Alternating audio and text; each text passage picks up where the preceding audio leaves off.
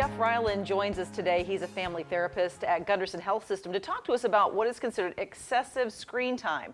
A lot of parents might wonder, first of all, just give it a quick definition of what you mean by screen time. Yeah, screen time is any time a child or a parent for that matter has their nose in front of a screen, and that could be a television, a computer, a video game system, a cell phone, a cell phone with a data plan, anything with a screen that a child or a parent interacts with. That's what screen time is. Now, recreational screen time is using screens for recreational leisure time purposes, not for learning, not for academics like doing homework or doing work-related things. Now, it's even a necessity for kids these days, even to get some of their schoolwork done. So what is considered excessive screen time?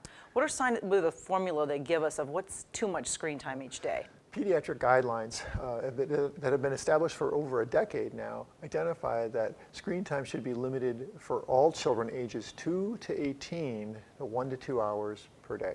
And you said a good way to think about this is almost like a food pyramid. So what should the main part of the day be for kids? Right, what I like parents to think about is if we could take over the food pyramid, the old way of understanding how we should eat. The very tip top of the food pyramid was desserts. And we should think about screen time as the dessert of the day. Not that it's the most important thing of the day, but it's the thing we probably have the least of. So 1 hour on the weekdays, 2 hours on the weekends for weekend days, and the rest of that time should be spent doing other things. And you even mentioned, you don't want to take the screen time away unless you can give them maybe some other options. Right. So what are some of the other things? One of the things you talked about is there's physical exercise. Right. Physical exercise is something that a lot of doctors are very concerned about with the obesity epidemic we have with young children because they're sedentary, they're sitting around a lot. And so making sure that kids, part of that bottom of the pyramid is getting a lot of activity, getting exercise, going to the park, playing, riding bikes, doing things outside. And you even mentioned too, giving kids opportunities to use their creativity. Right. One of the challenges with many activities that involve screens is that children lose that imagination, that ability to create and to develop things with their hands that are in the physical real world. And so we want kids to have more practice at that, to be creative and imaginative in their play. All right, so we also need to, in this time, help kids develop their learning skills like language, also to help them regulate their emotions.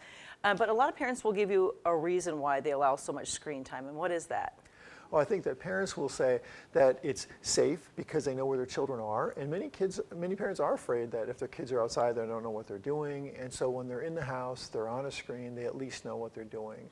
Well, we think they do, but parents don't always know where their kids are going online or what they're watching or what they're interacting with. It also gives parents a chance to do other things, to catch up on chores, to have some downtime themselves, and so screen time can be helpful, but too much of it can be destructive. All right, so use it as a dessert of the day. Right. All right, thanks a lot, Jeff.